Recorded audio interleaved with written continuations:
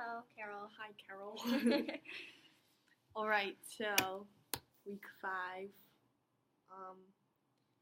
The gist of mine today with my case study is I did my interest inventory, which you said that you had already done. Yep. This was the first time that I'd actually done something individual with my student. What grade? 3rd grade. The past couple weeks we've kind of been figuring out what assessments we should do, because honestly my teacher basically straight up told me that she's like, we don't really have any actual assessments that a FAST or the Oh yeah. Diables one. Anything like that. So we've been trying to figure out what to do, and then we had to sit down and decide which student. She showed me some of their scores and things from different tests that they had done and stuff. So once we decided on that, and then today Tuesday I did my interest inventory with her, and she actually seemed really excited to work with you. Yeah, I don't know if you had that. Yeah, mine was excited too, but I think that it was just more exciting for her to get out of the classroom. Yeah. She's in 5th grade, and I think that she just gets bored. Yeah. In there, but yeah. Definitely. I just kind of took her, I had her bring her chair or her stool out with, and we just kind of did it in the hallway quick, but she she was like, oh, okay, let's go. And that's exciting for you too. Yeah, exactly. I was really excited to work with her because I've been watching her during class, kind of specifically once I figured out that's the student that I was going to be working with, just to kind of see what she does and stuff. And she's so social, and I think that's why she struggles with some of her reading and the different areas within it, is because she gets very distracted. She'll be hey, whatever, off my pencil or something, just during class. Yeah, because she loves. And I figured that out during the interest inventory too. She mentioned, I said my first question, my idea of a good time is, and she goes, playing outside of recess with my friends right away. So she's a social girl. Yep. She likes you doing stuff. So that's good too. That I'm sure if I would have had a shy student, I would have really tried to prat it out of them. Yeah. But it helps that she didn't mind answering the questions. That's good. I was excited. That's good that she's excited to do that. Mine, when I did my interest inventory, she is really shy, but at the same time, she'll tell you everything. Yeah.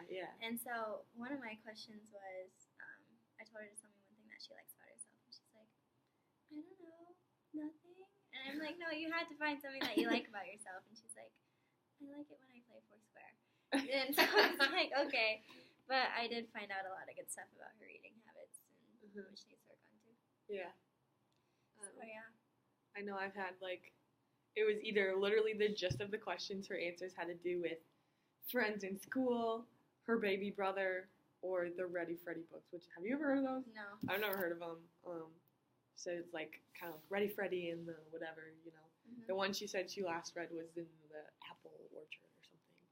And I guess it's about a student, and it's funny things he does at school and stuff like that. So I'm assuming that kind of interests her, maybe she can kind of make a connection, and she just thinks that's kind of cool that he's a student too. But she had a lot to say about that, so I'm curious to go maybe to the AEA and see if they have some of those and kind of look at them and see what they're about, because she loved them. She had a lot to talk about with those. She got really excited when I asked her. That's so exciting. Which was fun, rather than being, what do you like to read? And she's like, I don't know, Yeah. So that was really nice that she enjoyed that. That is good. Did your student have any specifics that they mentioned they liked reading about or anything? Well, I asked her what her least favorite subject is, and she said reading. But then in all of her other questions, she was telling me how much she loves to read. So I'm like, well, what? And so we discussed it, and I came to the conclusion that she likes to read independently, just not with her class or as a group, because of the things that they have to do for their assignments that she struggles with and stuff like that. So we kind of talked it out and figured those things out. But she, oh my gosh, has all kinds of books, like the Babysitter's Club and the Boxcar Children and all those things that I used to read. Yeah. Too. So we found a lot of different series and stuff too. I think that's kind of funny that you mentioned about reading because I had the same exact thing with her. Like, I think looking at my interest inventory, she mentioned, I wish my family knew, and she said that I'm good at reading. And then so I kind of asked her, do you not really read much with your family or your parents at home? She's like, no, usually just read by myself when I'm at home. Mm-hmm. So she says, like, there she says she's good at reading, but then when I asked her, I wish someone would help me, and she said, with reading. So I said, like, at school or at home or who? Like, what are you thinking exactly? And she's like, kind of both. Mm-hmm.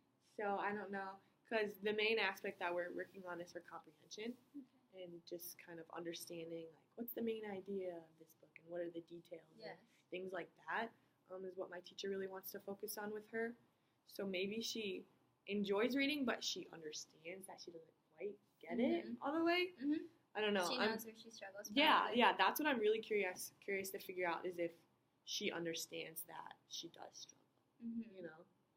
Yeah, and it kind of sounds like maybe she knows. Yeah. I mean, if she knows that she needs help with reading, but she still likes to read at the same time. Which is really nice because a lot of times if students know they struggle, they don't enjoy it. Mm-hmm. So they don't do it. Mm-hmm. But that's good that she enjoys it. Yeah, definitely. And she can find. So that's why I want to try and keep on her interests. She also had so many things to say about her new baby brother that was born. That's exciting. Like last month or whatever. So I don't know. So that's maybe fresh incorporating in her mind all the books time. with children and siblings, babysitting and siblings and babies because she said after school she wants to become a babysitter. Oh, that's a good one. That makes sense. I was like, all right, okay. Can be a babysitter before she gets done with school too, I'm sure. Yeah, my baby brother this and my baby brother that, and she was really excited because before him, she's actually the youngest. She has all older siblings, she said. So I don't know if she kind of gets lost in the dust or whatever. Because she said at home, yeah, obviously she doesn't really read with anyone. So I hope she doesn't, doesn't get the attention that she wants or what. So. Well, maybe you can help her with that. Exactly, like. She seemed excited just to be with me individually, so I think it'll help a lot that I can give her that individual instruction because honestly, I don't see a whole lot of that with the teacher. Mm-hmm. They do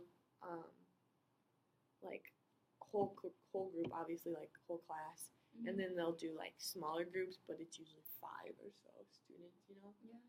So it's from so what hard I've seen, for her to anyways. get picked out. Yeah. Definitely. Well, I got to see ELPA testing. What's that? I don't even know what that is. For English language learners. Ah. And it's like for them to test out of ESL or see what levels they are in ESL and stuff like that. And I'm getting my ESL endorsement too. Mm-hmm. So that was really interesting. ELPA? The ELPA, E-L-P-A. I don't know. English Language Proficiency Assessment, I think is what it is. Oh, okay. That was really interesting. So I went on Tuesday to my practicum, and my teacher, since she's a Title I teacher, she doesn't have like her own classroom. Mm-hmm. So like with my student that I'm doing a case study from, I'm getting a student from like a random classroom, just like across the hall. Mm-hmm. Yeah, so it's a little harder for me because I can't like see her in action in the classroom and stuff like that. So I'm just learning about her through like her teacher's emails that he sends me about her and stuff like that, and what the time that I get with her, like in the hallway when we work together. But yeah, so anyway, my teacher, since she's a title teacher, she kind of gets moved around the room all the time, and she was subbing in a 3rd grade classroom. Okay. And she thought that it was during their literacy block, which would have been really nice for me to see because I could have gotten to work with like a whole classroom in literacy. But we went and they had math.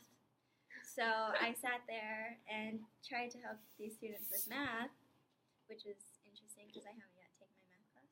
Oh, okay. Yeah, but it was still fun, and it was actually, since Irving is a dual language school, they were in their Spanish time of the day.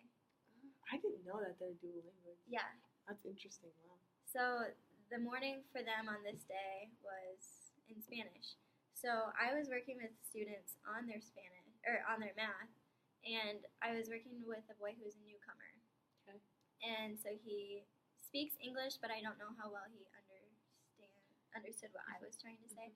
So I was trying to help him with his math, and I realized that he just was not getting it. So I am trying to speak to him in Spanish, but I don't know how, like Yeah. saying the numbers. And Yeah. so that was kind of an eye-opening situation because I've never been in a situation like that. And I'm trying to apply what we've learned, like even in this class to our, like how you can teach the students and like keep going with them, prompt them, have them tell you why they think it's like this and stuff like that. But that was really difficult.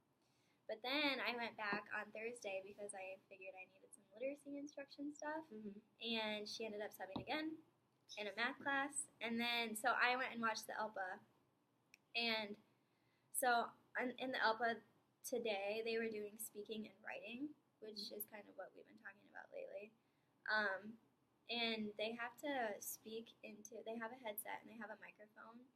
And they'll get like a picture on their screen and they'll have to describe like everything that they see in the picture and stuff like that. Or it'll like talk to them and give them instructions and tell the students like, I don't really know because I didn't hear it, but it might say like what's in for example, what's in like the top right corner of the screen or something like that. I don't know what it actually would say. And then the students would have to say like, there's a cat sitting on a green chair and stuff like that. And they have to talk into the microphone. And it records them. And then they can play it back and listen to themselves talking. And I think that they get like 3 chances to do it. But people for the state, I'm assuming, listen to these students' recordings, and then that like determines where they're at in their English language proficiency and stuff like that, and where they get placed in ESL. So that was really different. There was a student who refused to speak. She was in kindergarten. She refused to speak. And so her teacher was speaking to her in Spanish, like telling her what to do in Spanish, which like defeats the purpose of it. Yeah. And so my practicum teacher, she was in there at this time, and she ended up getting really mad because that's like not what you're supposed to do at all. And I was sitting there too, and it made me feel like, uh-oh, like what is going to happen? This is not good. But so that was interesting. So that just kind of defeats the whole purpose. But yeah, there was a lot of speaking and listening stuff going on that test, and I wish that I could have heard it because they all had on headphones and stuff like that too. But it was cool to see because it was like kind of like the print awareness stuff that we've been talking about, like making those connections with like even like periods and stuff like that, and what goes at the end of this sentence, and then like dragging, it'll have a sentence that'll say like the dog ran to the park, and then it'll have another sentence right next to it saying like the dog ran to the park, and you have to say like if they're similar or the same or different or something like that. So it actually did relate back to this class in a sense, which was cool because it wasn't like my literacy block that I got to see or anything like that, but it was still kind of cool. So yeah, that was pretty much it for me this week though.